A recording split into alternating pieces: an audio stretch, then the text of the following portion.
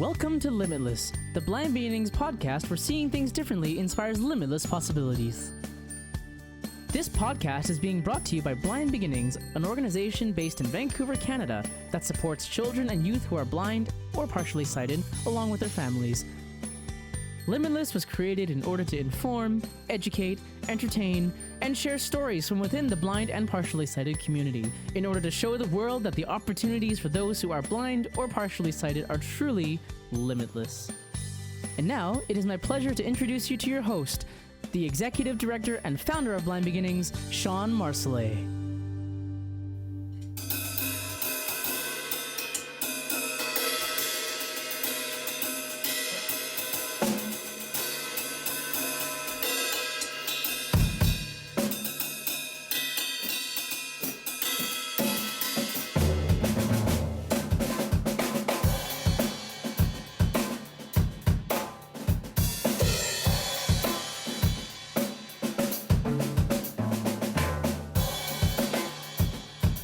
Welcome back to Limitless, the Blind Beginnings podcast. I'm your host, Shawn Marcellet. Thank you for joining us today.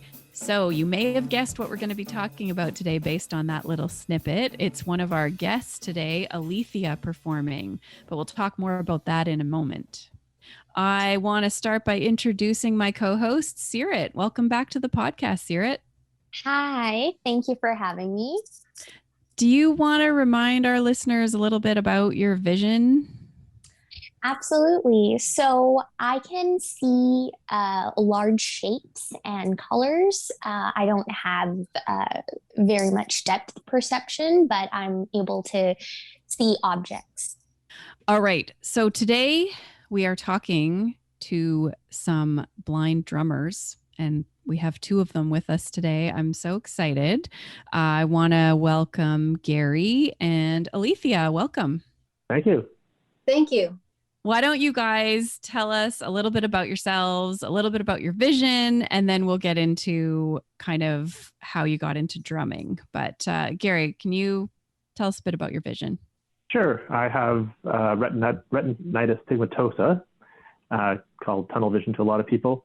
So when I was a child, I could see probably about 8 degrees of vision, about the size of a person's face. And as I got older, they got smaller and smaller until into my 30s or so, I guess. It came down to light perception, which is kind of how my vision is now. Awesome. And how about you, Alethea? So for me, my vision is that I cannot see anything at all. I'm completely blind. My eye condition is bilateral microphthalmia, which means my eyes are not fully developed. And just to give a reference, Alethea, are you comfortable sharing your age? Yep, my age, I'm old. I'm 14 years old. Right. Okay. And Gary said in his 30s, so we know he's older than 30. So I'm curious. So Gary, when you started drumming, were you visually impaired? I guess is what I want to know. Yeah, so not to the degree I am now. So when I started drumming, because my central vision was quite good, I was actually able to read notation. So I started grade 7 or 8 in junior high and soon started taking lessons and stuff and had a bad teacher for my first year, but my second year teacher I got was really good and I stuck with him for many years.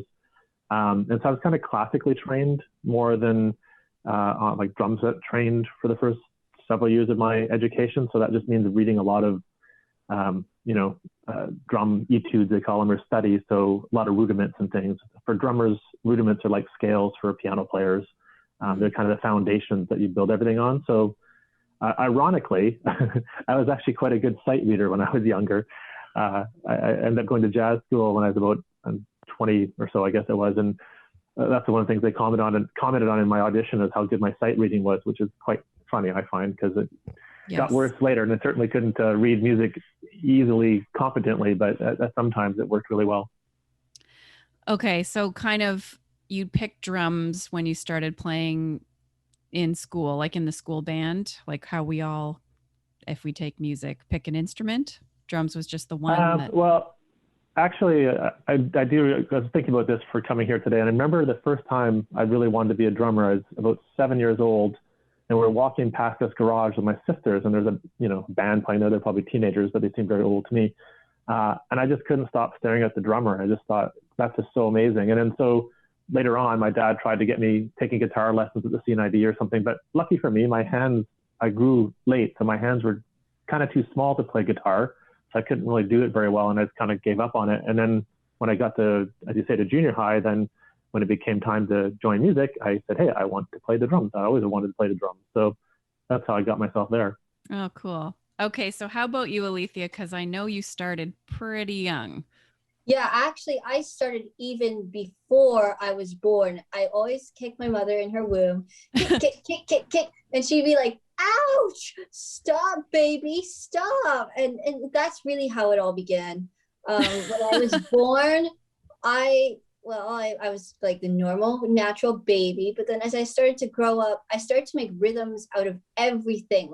And even using different materials around the house to make percussion. So because my brother took drum lessons when he was younger, and some, not a lot, only like a couple years, we had a pair of drumsticks laying around. And so I started to bang on pots and pans, and I started to develop rhythms and like basic rhythms. And then I think when I was about 5, my parents got me a toy drum with toy drumsticks, and that was really fun, and had a whole bunch of other instruments as well. And then when I was about 7, I got my first electronic drum set. It's not the kind where it's got its own like separate hi-hat and whatnot. Like, it's basically this big stand, like just big. It sat on a snare stand, and it's just basically a machine with pads and then little bass and hi-hat pedals, which were like squares with like rubber buttons you push with your foot in the middle. And that was good for a while. And then about age 10, I got a way better real electronic drum set. This one actually looked realistically more like a regular drum set. It had like, let's say, rubber cymbals. They weren't like 2 cymbals for hi-hats, because usually hi-hats have 2 cymbals. And maybe we'll get into that a bit later about all the different drum parts. But yeah, so it's basically, I had my cymbals, my snares. It looked more realistic, except what I found about this one I got in particular was the snare is just, it's like a pad with like a rim, and it wasn't very realistic for me. And I found it over the years, I just wanted a real one. Mm-hmm. So then about age 13, I got my first real drum set, which I still have to this day. Awesome. Okay. So I know both of you are in bands, and we're going to get more to that in a while, but I'm just curious, like, how old were you the first time you performed, Alethea? The first time I performed in band, I was probably around 9 or 10. And that was my first band. That for me was a learning experience. And I found it really like intimidating at first, because I had never done it before, but then over the years, I've gotten lots of practice. Mm-hmm. Okay. But I think you and your dad performed for Blind Beginnings Has Talent when you were pretty young. Besides that, I was counting more of a band, but yes, we did perform when I was like 7, I believe. And we called our band The Drop. For some reason, I just came up with that name. I don't know why. I just don't know why. And I came up with that. And I'm like, oh, that sounds good, but that's my younger self. Right. And so we performed on Blind Beginnings Has Talent.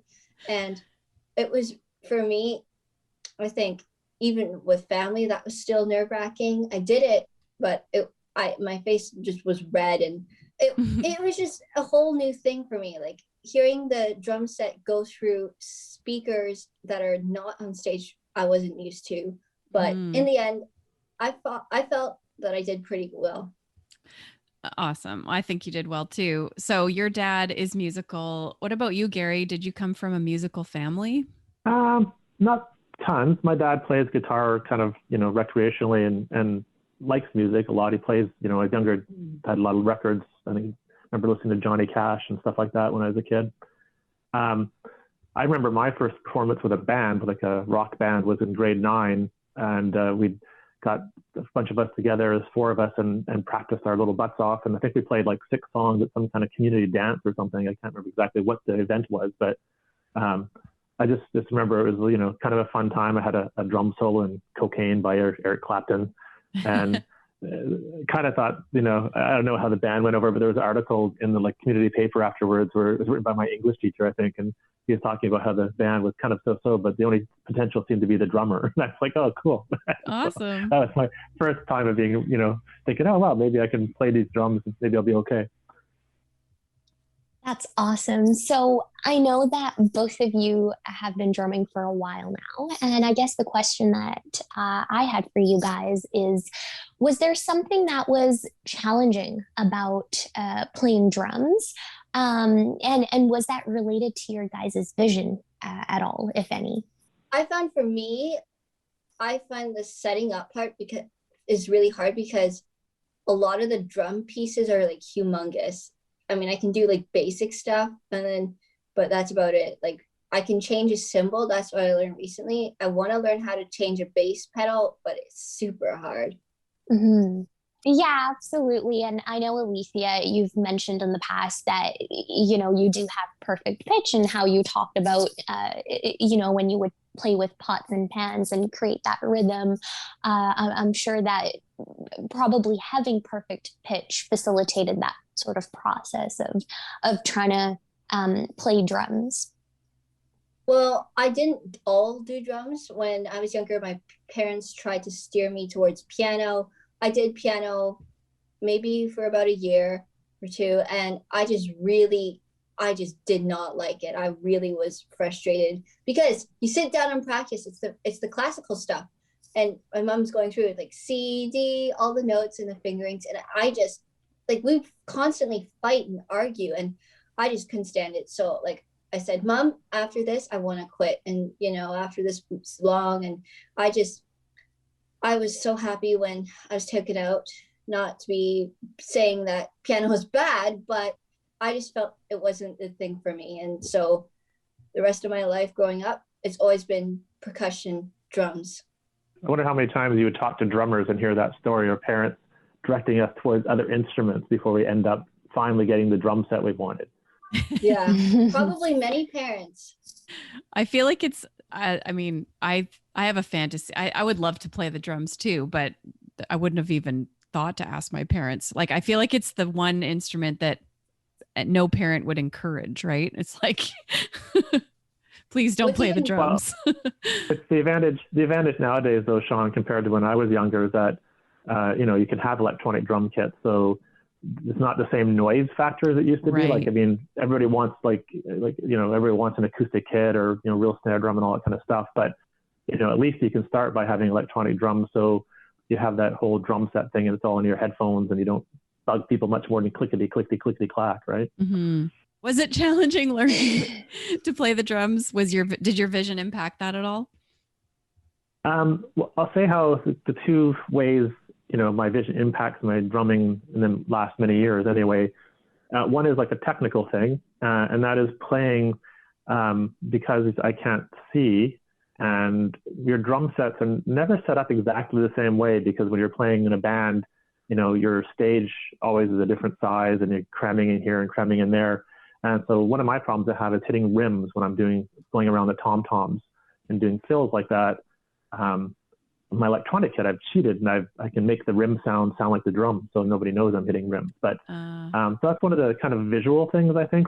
Getting a spatial sense of the drums is pretty good, but in the sound check, I have to be very, very diligent about going around to all my tom-toms and all my cymbals. And when we're doing a song, it might be some straightforward song, but I'm doing all kinds of crazy fills in it just so I can get comfortable hitting everything and knowing where I'm, putting my stick a bit too high or a bit too to one side or whatever it might be. So that's one of the kind of physical challenges. And I say the other challenge that you run into as a person who's blind playing in bands is when you see ads in papers or online or whatever, wherever you look for bands nowadays too, is what they say, must have own transportation, because whatever he's looking for with a drummer, the guy's got a van so they can move all the rest of their gear around with your gear. So that's a bit of a thing where you have to kind of get past that a bit. I know getting really annoyed sometimes and seeing that in ads and when I'm trying to get into a band and just realizing people who can't even kind of have a conversation with you around that probably aren't the people you want to be in a band with. Because the thing with bands is that they're not, not always going to be your best buddies, but you are going to be friends. You're going to be hanging out a lot. So, the band I'm in right now, they're amazing people. They, I've got my 2 drum kits stored in their garage for the time being. And, they always pick me up on the way to gigs and all that kind of stuff. And that makes up for a lot of other things. So that's one of the biggest barriers I found in playing in bands. Just thinking about your drum not being set up exactly the same way, because I did play piano and every piano is the same. In fact, if you play on a keyboard, an electric keyboard, the keys are just a little bit smaller, and it totally would throw me off because, the way that you go to reach for a note is different. Like I can't even imagine, like it must be that when you're playing, it's like a kinesthetic memory of where each piece of the drum kit is, right? Yeah, so basically on my big drum set, the one I play with live mostly, the cymbals are kind of all mounted off other stands. So they're pretty much in the same spots, just depending on, again, if there's any weird angles we have to use. It's just getting the tom-toms at the right angles depend like how I'm sitting. Like sometimes if I'm crunched into a corner, or sometimes I got a big wide open stage, right? So, and getting, like Lisa's saying, talk about bass drum pedals and hi-hat pedals. I use double kick pedals when I play. Not because I play speed metal, but just there's different reasons why I do that. But so getting that all set up, it takes a certain amount of space and the right kind of angles for your feet to be able to move. Because again, you can't see. I don't know how sighted people do this. Never actually asked. But when I'm switching from one pedal to another pedal, I have to kind of use the sense of my feet and make the movement. I guess it's probably what sighted people do as well, I guess. But I can't even glance at it, right? Like I don't have my peripheral vision seeing my foot going over and hitting the hi-hat pedal or whatever. So that takes some practice, and things go wrong sometimes, but that's okay. And how much have you mastered that?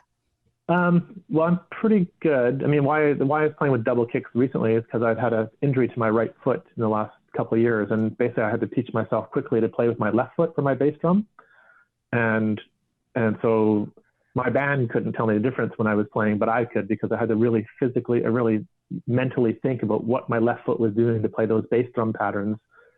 Out front, they sounded just as good as my right foot did, but in my mind, it was not easy to do. Like I had to always be thinking, what am I playing? What am I playing? Whereas when I play with my right foot, I just play, it just comes out, right? So that was the main reason why I put double kicks up. And after doing that, I found that my right foot is my normal foot. I play heel down, and so it's a bit of a lighter touch. And my left foot, because I have less control over it, I play with my heel up, so it's a bit of a louder sound. So sometimes I'll still use my left foot in the kind of real rock heavy songs because it's got a heavier sound to the bass drum. So normally, is it just one foot involved in drumming? Nowadays, people generally use 2 bass drum pedals a lot of times. Yeah, so normally, like, it used to be, you'd have one bass drum. But you remember, you see those pictures of bands from the 70s, like these giant drum sets with 2 bass drums, and of course, who's got room for that kind of stuff? So that bass drum, a double bass drum pedal, is a way of having that kind of sound. Okay. Be able to kind of bass drum rolls, as it were. Right. Okay. Which we all mostly know from speed metal, where it's like just like constant, fast notes, right? Yeah. Huh. You're making it sound like a workout. It is. Well, that's what I do, like for exercising nowadays a lot when I'm stuck at home, is I go and play different types of music, and it is a workout. It depends what you put into it, like what kind of music you're playing. And I'm not a really hard hitter, so it's more just about the concentration and just playing things correctly. What about you, Alethea? Does your vision impact your playing?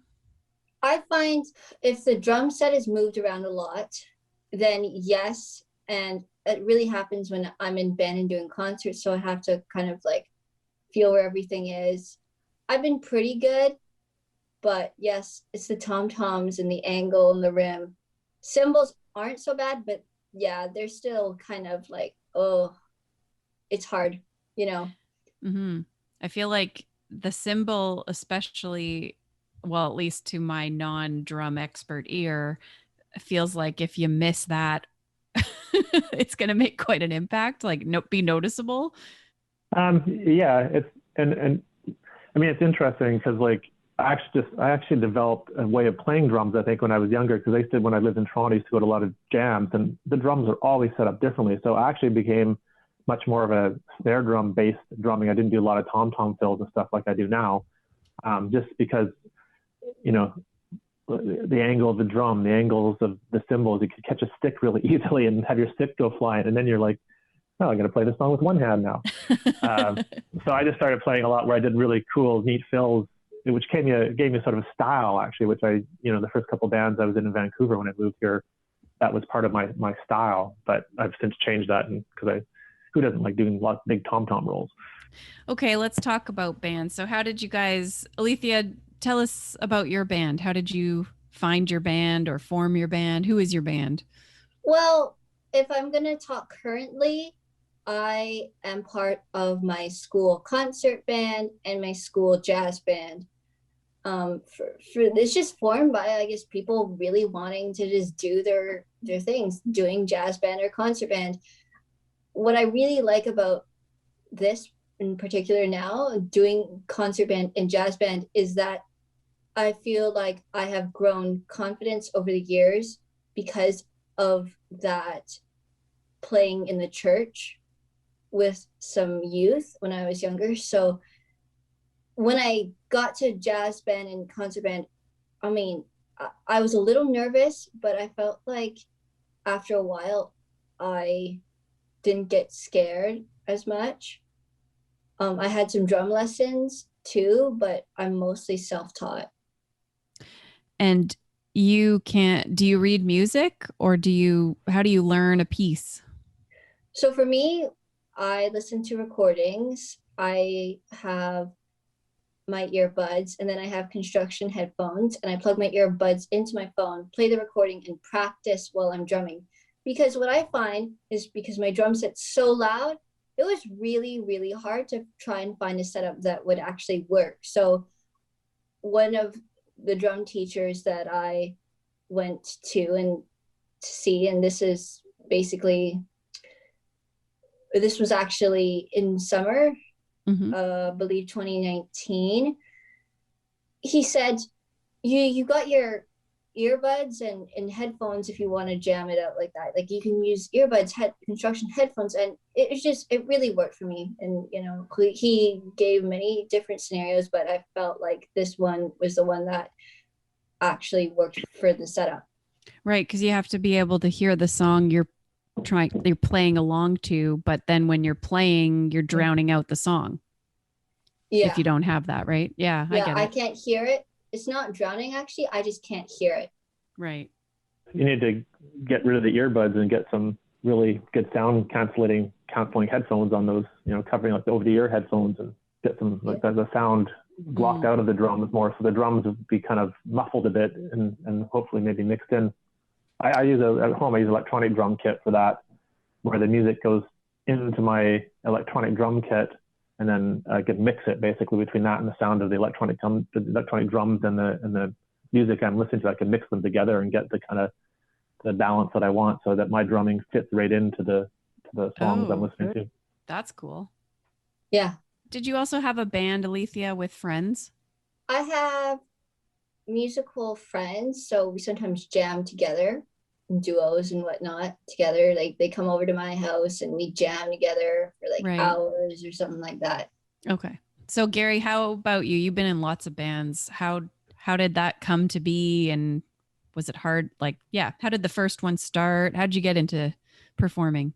I guess my band started back when I was in university in Calgary, was where I was in a band that played a lot, and met some people there kind of through I think the university radio station had, kind of a bulletin board and stuff.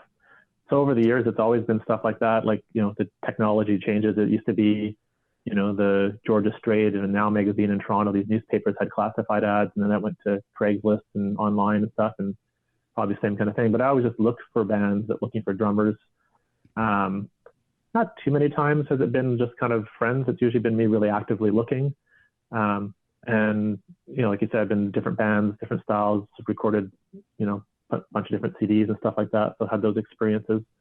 But I just always, trying to find the right type of music, and bands are hard. You have to find the right music you want to play and the right people to play it with, because the personalities, I've been in some good bands, but to be two songwriters and they kind of went in different directions. So there goes the band torn apart, and that's that, right? So it's really hard to keep bands together. That's why it's always amazing when you see bands that have been around for a long time, because that's not an easy task.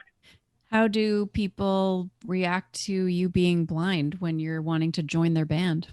It's a mixture of things. I guess the bands I end up in, it's the ones of people who kind of get it. But, it's just like everything else. When you're blind, you always have to be prepared to explain how you're going to manage things, and, how things are going to work. And, because it's kind of like, I'm just like a drummer who doesn't have a car. Like, it's not necessarily because I'm blind, but you need people to understand, because when it comes to loading in and out of bars and stuff like that, I usually move my drums, like using my cane and stuff, and carry my drums in the other hand.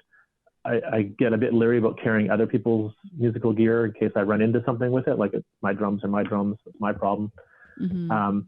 So yeah, there's things like that you kind of have to have people who are, sensitive to that, and kind of give you the things to carry. Like, I'm often carrying music stands and mic stands and, crap that I can't break if I run into anything. So that's kind of one of the barriers. Setting up is not usually too bad, but again, the band I'm in right now, they kind of have some carpets my drums go on. They kind of chuck my carpets on the floor where they think the drums will fit. And so that's ground zero. And I kind of build out around that. And, having set my drums up tons and tons of times, of course, I kind of know sort of how they're going to fit once they start getting put together. I think a key thing that's come out of a couple of things we talked about, though, for any people out listening to this who want to, play drums or play anything, probably, is there's one part when you're learning it and you're at home, you're listening to it, and like to say, we're trying to find ways to use different headphone setups and whatever as drummers to play. But in the end, the best thing to do is to play with other people. Like, that's what makes you get better. Especially if you're not, if you're playing with people better than you, that always makes you get better too. So that's, I think, one of the key things I would say is it's so important if you want to improve as a musician, any instrument you're playing, is just playing with other people is going to make you better and improve your skill set. I'm curious if you're, like, say you're playing a gig and you've got an audience, obviously. Do people even know that you can't see? Not till I wander out after the set with my cane, probably. Yeah, right. Like, have you had people come up to you or maybe they've been smiling at you all night? I guess you wouldn't really know. I assume everybody's smiling at me. Yeah, no, of course you get a lot of comments, and you get the ones that are neat too. Is like, I remember being at a jam. There's a pub in my neighborhood. Hopefully it'll still exist next year and have jams again. But it's kind of a lot of musicians from old 70s, 80s rock bands play there and stuff. And I'd played there. I got to play like once or twice that night. And this guy showed up at the end of the night. Was one of the drummers for Trooper in the olden days. Oh, wow. And he was really great. He was amazing. And so I was just, talking to him later on and saying, I just want to say, like, your drumming is really great. Like, that really inspires me. And he's like, oh no, your drumming really inspires me. Like, go to a place with an unknown drum set and unknown musicians, so that, they can't signal you visually like they normally like to do, and to play and sound as good as you sound. It's like, it's really incredible. And it's like, so we kind of mutually congratulate each other for different reasons. But those are the kind of comments that really, that's a guy who knows what we're going through as a drummer who can't see, like, even though he can see, but he understands the challenges, and that's really meaningful, those kind of compliments. Yeah. I think for me, yes, because I'm actually, of course, I've got my white cane, and then I've got sighted guide. I'm doing sighted guide. Somebody's guiding me around, and of course, I look for things with my hands sometimes if I'm not sure where things are, but that's when I'm really close to something. And then after the performance, I get lots of comments, like Gary was saying, like, your drumming is fantastic. This is really inspiring. Like, I'm amazed you can do this. And I think people are just so blown away. And I think people underestimate what blind people can do. And I wish that was something that could change, not just in the blind world, but in the disability world. Yep, I agree. Yeah. That's a great comment, actually, and that's something too that kind of connects to getting compliments and stuff about your playing, and who knows where they're coming from. I used to sometimes think they were just saying it, just because I'm blind, and they're so amazed that a blind guy can do that. But as I've gotten older, I've had to get past that, because that's my own internal negative blindness voice talking. And when people compliment and say they're amazed you're out there doing that or whatever, playing drums, it's like I now accept that as like genuine compliments and take them that way, instead of using my own internalized way of thinking about blindness and negativity that I used to have. And so I think that's something that's really important as well, is to, openly take those compliments and not try and overthink them and think, oh, it's just because I'm blind they're saying that, because odds are that is something that's impressing them, but also you're probably a good musician, and that's also what's impressing them. Well, and also, I mean, one of the reasons we're talking about this on this podcast is because maybe people don't think of blind and drummer together, but there's no reason that a drummer couldn't be blind. And it is kind of like, one topic at a time, just showing people that we're just regular people doing regular stuff. Well, the drums are the safest, because once we're there, we're sitting on our stool and we're playing our drums. It's like not a guitar player or something wandering off the stage or something, right? Yes, although, I mean, with any instrument, I played the flute and I played the trumpet in the jazz band and I played the piano, but like, especially in a band, like a orchestra, like a school band situation, you've got a conductor that's cueing you here and there. If you're playing the flute, it's pretty quiet. If you come in too early, you might get away with it. If you're playing the drums and you come in too early or too late or whatever, everyone knows, right? Like that's tough. What I find about having conductors in band is really, when we're changing, like say from a slow part of the song to a faster part, I can't see so what they're doing. So for me to adapt things like that, I usually get like a percussionist nearby, and I ask, okay, can you, when it hits this part, can you tap it with your tambourine or whatnot, just to keep it time, because I don't know exactly what the timing, like how fast the conductor is doing it. And that's where really advocating really comes in. And it's really important, at least to me, to just know how to advocate, and especially in a respectful way, in a way that they understand. And that's what really, like, it really helps, I guess, the conductor know, okay, what's the best way to help someone who's blind in my band. Yeah, because you can't yell, okay, Alethea, or right, like you can't. And I mean, aside from like your person beside you, like drumming on your back, the rhythm, I feel like that would be tricky. Yeah, I did a drum solo for my concert, and even with my earbuds on, which I can still hear pretty good, but when it's like even the yelling in the theater, or just playing for a virtual audience, and even yelling in the theater is harder for me, even from like, let's say a 5-meter range. And I just have to know when it's my turn, either by, I guess, how many solos are before me or whatever, what I'm going to call these drum music landmarks, just like using them as like say, okay, or I'll use different changes in the piece. Okay, so I'm like, okay, maybe let's say I'm listening to a jazz piece that's slower, and then it speeds up, and I don't exactly know when it's going to speed up. So I listen for like, okay, what is this like sounding like? Because I've done some piano, so I kind of know. I'm like, okay, once it hits this bar, you can start counting this many bars, or listen for this note, or listen for it. It can just go on, and as I play over the years, I find myself developing techniques in order to deal with these kinds of situations. I'm curious to know, so both of you have had a fair bit of experience with drumming, and you're part of different bands and have performed a fair bit as well. And I was wondering if you have ever thought about perhaps going into the teaching realm of things, if you've been approached by people to teach them how to play drums, or if that is something that you're interested in doing. I think for me, I don't think I'll be going into a teaching realm. I just don't feel like I could do it at this point, like, because I feel it's not my thing right now. But maybe as I get older, I could be a drum teacher, but we'll see. Mm-hmm. Yeah, I know I've been asked about that before too. I think there's a couple of things. I think I had a kind of a traumatic experience because my first drum teacher I had didn't do a good job at teaching me how to hold my sticks correctly, and had to get retaught everything the next year.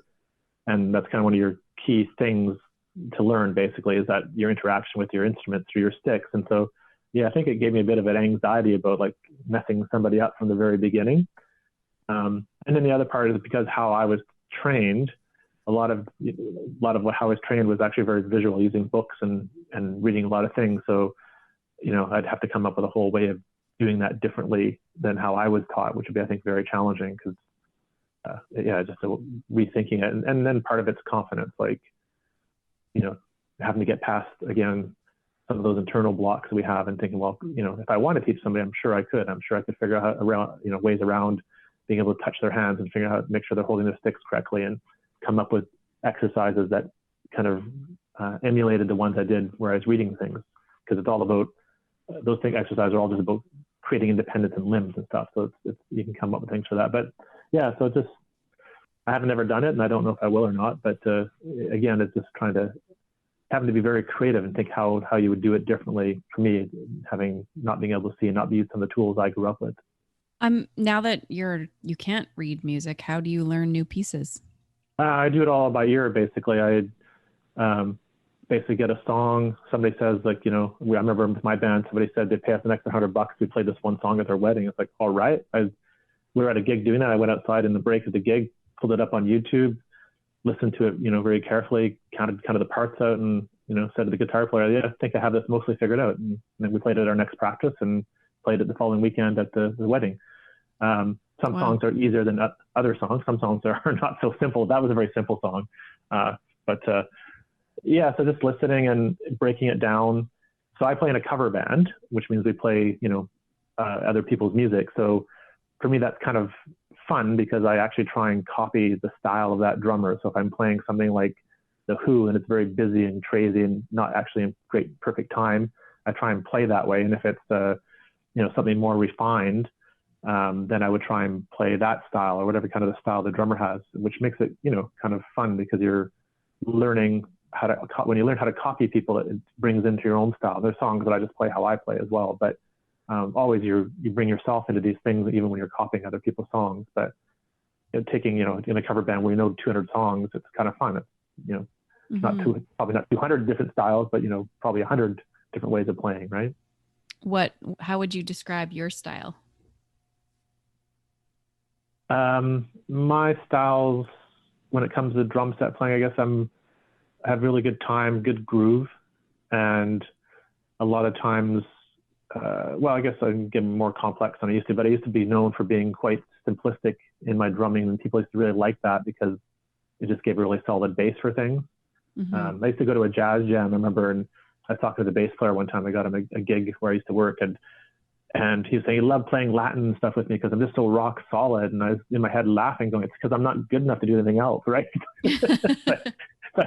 but that just shows you, like, he enjoyed that because some of the drummers who thought they were good enough to do other things, he said they're really busy, but they're all over the place. Their time is not good, and it's hard for the music to settle in. And so, realistically, it really was because I was just starting playing jazz and stuff. So it was pretty fundamental, but that way of playing and just really locking that in, playing in a rock cover band, of course, it gives me opportunities to do crazy tom fills and crazy, triplet fills and things like that, and have lots of fun with it. But generally speaking, I think I'm known for having really solid feel, good feel, solid groove.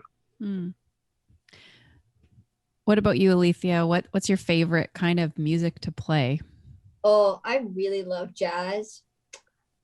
And I don't know. I love jazz because it's what I call musician music. So my dad was saying, and he's actually the one who started it. And he said, if you love jazz, then you're a true musician.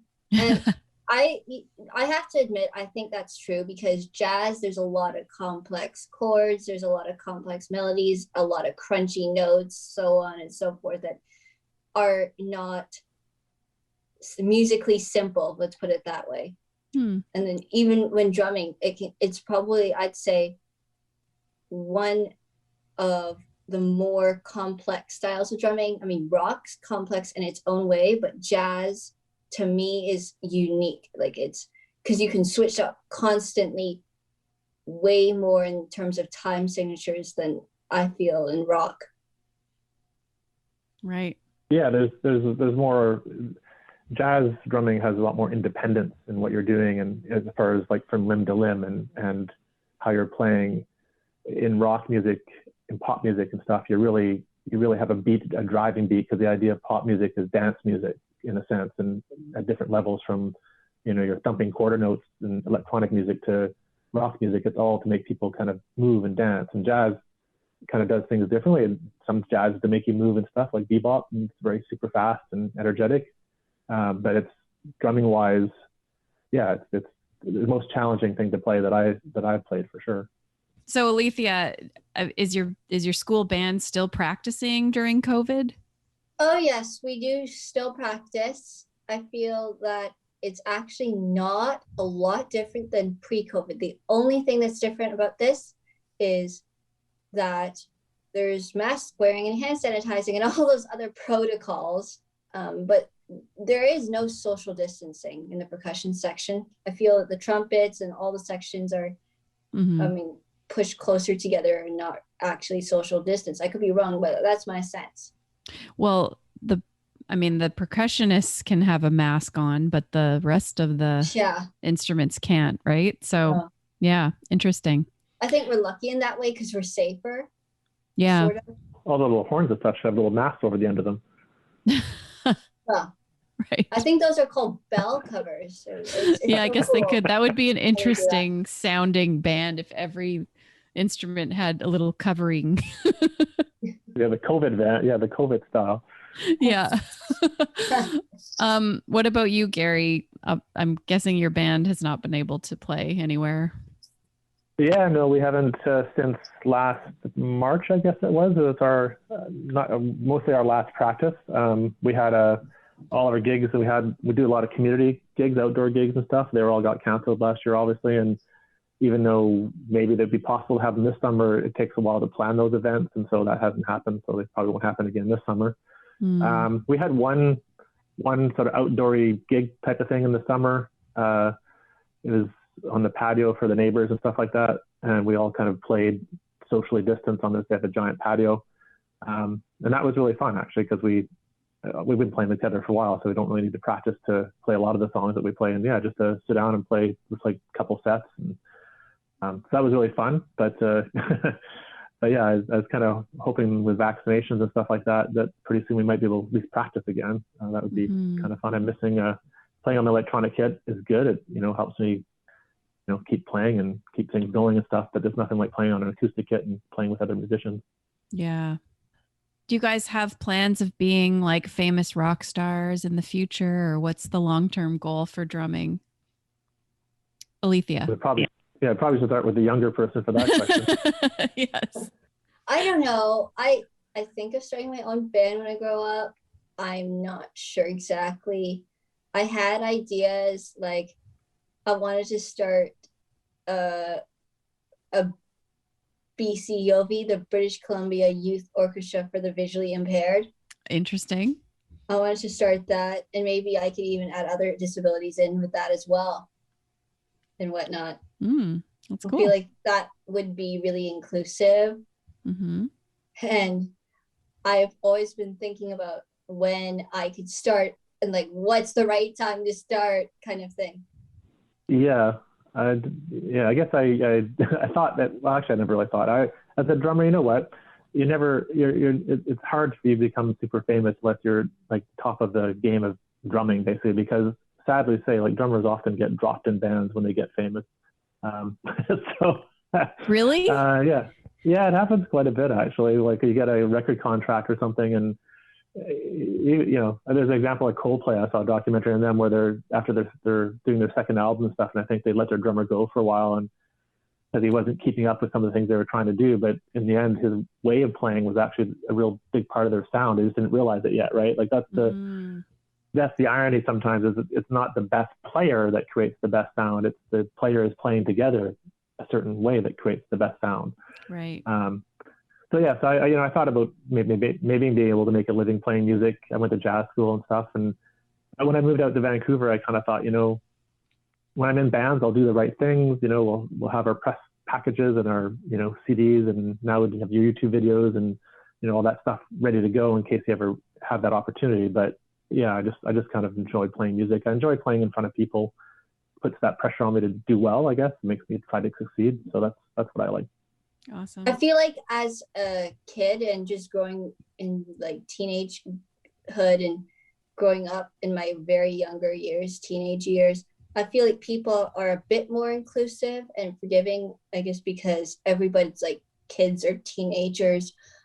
But yeah, like Gary's saying, I feel like adults can sometimes be a lot more, I would say, like controversial about who they pick in drumming, and especially when it's blindness, especially when it's other disabilities. And of course the factor of drumming too, like that with our blindness, it's like a whole nother ball of wax that sighted people don't have to deal with. But the cool thing about that though is that you're very right. But and the other side of that, flipping that coin over, you become more special and more unique too, though. So, people remember the band with the blind drummer kind of thing, right? And so, it's also, a way of pushing yourself to make sure you are really good as well, that you do the work so that when you get those opportunities and play with those good musicians, that you come across as being good. Well, not good, but as good as they are, so that you're getting asked to play with them again, not because you're blind, but because you're a good musician. If people wanted to hear your music, I don't know, Alethea, do you have anything online that people can listen to? I don't have anything online. I only have personal recordings. Right. Okay. So not yet, but keep eyes open for Alethea in the future. Gary, what about you? If people wanted to hear your music, where could they find it? I don't know. My band's name is Rain Shadow. And if they Googled that, we used to have some stuff on YouTube. I remember not stuff I really loved, honestly, but for me, it's like I've been in other bands that did CDs a long time ago, so those probably aren't around anymore. But well, I've heard a couple of your bands play, and I would vouch that it's good music, and Gary's a good drummer, so check it out. The testimonials, you love those. Yeah. Well, thank you guys so much for being here today. This was very interesting. I don't know, how was it for you, Alethea, to meet another blind drummer that's kind of further ahead than you in the drumming career? I feel like it's really good because it can help me have someone that understands me and can maybe even teach me about how to do certain things. Mm-hmm. Yeah. Yeah, I feel the same way actually, because having with your limited vision from the beginning, you've had to figure things out that I had to figure out or still trying to figure out. So I mean, I think there's a lot you can teach me about how you adapt and how you advocate for yourself to kind of, like you say, let people know what you need in order to be successful playing music in those bigger band situations. I kind of just avoided those because it didn't work for me. So, congrats to you. Thank you so much. And I mean, we could learn from each other. Like, nobody knows everything. And I find myself learning lots of things every single day. Definitely. Well said. All right. Well, thanks, you guys. Really appreciate you being here. And thank you, Seerat, for joining me as my co-host today. Thank you, Shawn. It was a lot of fun, and we got to learn a lot about drums and being blind. Well, I mean, being blind part, I guess I'm an expert on that, but the two together. So thank you, and thank you, Gary and Alethea, as well, for being here. You've been listening to Limitless, the Blind Beginnings podcast. I'm your host, Shawn Marcellet. If you have a question, a comment, a topic request, please send us an email to limitless@blindbeginnings.ca. Please tell a friend about our podcast, subscribe, like, and give us a rating. And join us next time. This podcast has been brought to you by Blind Beginnings, an organization based in Vancouver, Canada, that supports children and youth who are blind or partially sighted, along with their families. Music for this podcast is composed by Sean Bishop and Clement Chow. Production and audio editing by Rob Minot. For more information about Blind Beginnings and the work it does to support children and youth who are blind and partially sighted, along with their families, visit us on the web at www.blindbeginnings.ca, and also remember to follow us on Facebook, Instagram, and Twitter. We thank you for joining us, and we look forward to seeing you next time.